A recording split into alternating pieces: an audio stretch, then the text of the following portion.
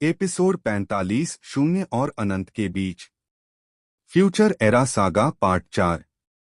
जब समय की रेखाएं उलझती हैं तो सत्य और भ्रम के बीच की सीमा मिट जाती है। रिया के सर्वज्ञ को हराने के बाद भविष्य के शहर नवोत्थान में उम्मीद की नई लहर दौड़ गई थी। लोग फिर से मुस्कुराने लगे थे, लेकिन रिया जानती थी युद्ध अभी खत्म नहीं हुआ। एक रात जब आसमान में अजीब नीली रोशनी चमकी, वैदेही की चेतना में एक भयानक सपना उभरा। उसे एक सूनी घाटी दिखाई दी, जहां माया एक विशाल काले वृक्ष के सामने खड़ी थी और उसके चारों ओर धुएं सी छायाएं मंडरा रही थीं। वही माया की आवाज गूंजी, रिया ने जो तोड़ा है वो केवल एक दरवाजा था, अब असली द्वार खुलेगा, अनंत द्वार। प्रभात के समय रिया, वैदेही, अर्जुन और X9 एक बार फिर सर्वज्ञ के खंडहरों में जमा हुए, जहां डॉक्टर सिया इंतजार कर रही थी। उसने सबके सामने एक पुराना गुप्त रिकॉर्डिंग डिवाइस रखा, प्राचीन समय के समय साधकों द्वारा छोड़ा गया था। रिकॉर्डिंग शुरू हुई। हम समय को विभाजित कर चुके हैं। एक धारा में भविष्य सुरक्षित है, दूसरी में संयंत्र जाग चुका है। यदि कोई समय संयोजन प्रणाली क्रोनोलिंक फिर से सक्रिय हुई तो शून्य और अनंत का द्वार खुल जाएगा, और तब कोई नहीं बचेगा। X9 घबरा गया। मतलब माया वही कर रही है? उसने क्रोनोलिंक को सक्रिय कर दिया। सिया ने गंभीरता से सिर हिलाया। हाँ, और हमें उसे रोकना होगा उस द्वार के खुलने से पहले।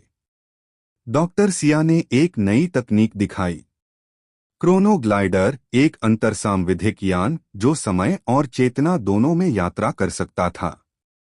पर इसे चालू करने के लिए एक प्राचीन समय कोड की आवश्यकता थी, जो केवल एक जीवित कालसाक्षी के पास हो सकता था। वैदेही ने कहा, अगर कोई समय का साक्षी हो सकता है तो वो है कालचक्र की आत्मा। सब चौंक गए, क्योंकि कालचक्र की आत्मा प्राचीन अवंतिकापुर में ही फंसी थी। अब उन्हें उस वक्त में लौटना होगा जहां से सब कुछ शुरू हुआ था। क्रोनोग्लाइडर के सक्रिय होते ही समय की दीवारें हिलने लगीं। हर पात्र की आंखों के सामने उसकी पुरानी यादें, दर्द और फैसले तैरने लगे। रिया ने देखा जब उसे पहली बार मशीन में बदला गया। वैदेही ने देखा अपने पिता अमर सिंह को तांत्रिक अश्वत्थ के साथ। अर्जुन ने देखा जब उसने अपना परिवार खोया। X9 ने देखा इंसान बनने की अधूरी इच्छा। फिर एक झटका और सब गायब हो गए।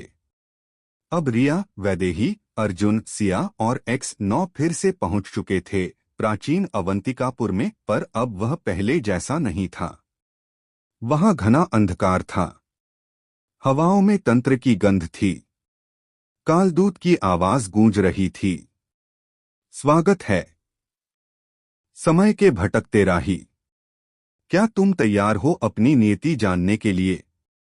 दूर एक गुफा में माया एक विचित्र किताब पढ़ रही थी, त्रिकाल विधि, जिसमें काल, कर्म और चेतना को बदलने की विधियां थीं। उसने किताब बंद की और धीमे से कहा, अब मुझे कोई नहीं रोक सकता, न रिया, न वैदेही और न ही कालचक्र। अगले एपिसोड में काल संयंत्र का उदय।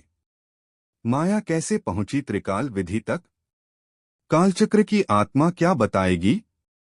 क्या भविष्य को फिर से बदला जा सकता है? क्योंकि अब खेल समय से नहीं, नीति से है।